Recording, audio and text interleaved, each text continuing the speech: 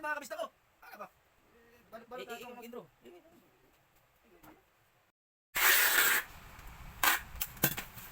Pag-deliver na lang po ang kulang. Diba? Ayan na po mga kabisdak. Natapos na natin i-stamp ito. Lahat po yan. Ayan. Ayan ang ginawa ni Garnix. Pinagsama-sama lang yung magkapariha. Kasi magkaiba itong mga kabisdak. Kapariha dito, dito, dito. Ang magkaiba lang nito ito. Elementary department. Yan, ito po yan. Yan po siya lahat. Tapos ito naman, itong side na to ay yan. Ganun siya kadami. Oh. Tapos ito naman ay yan. Junior high school department yan. So dito po yan. Yan. Tapos yung isa preschool department. So, tsaka binibilang namin kung tama ba dun sa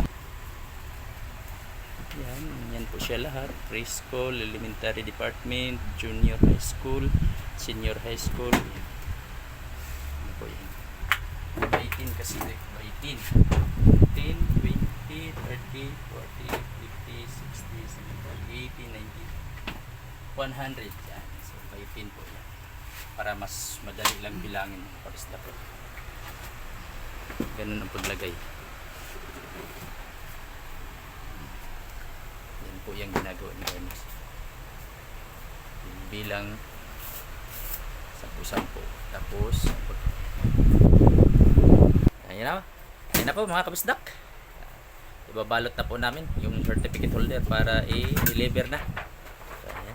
Ready to deliver na po kasi yan. Right. Ito siya. Deliver na mga kabisdak. Para magkapira na. Para pira na ang kasunod niyan mga kabisdak pag na-deliver na. Right. Kailangan balutin kasi hindi mo na kita tulungan dyan kasi bibidyan mo na kita. Right. Yan pa yung so may category po yung pagbalot niyan. May junior high school, elementary department. So, ganun po yung paano namin balutin yan.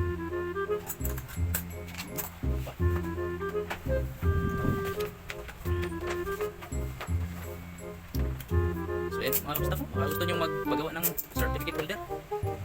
Dito na kayo sa amin. Mga legit kaming gumagawa talaga ng certificate holder.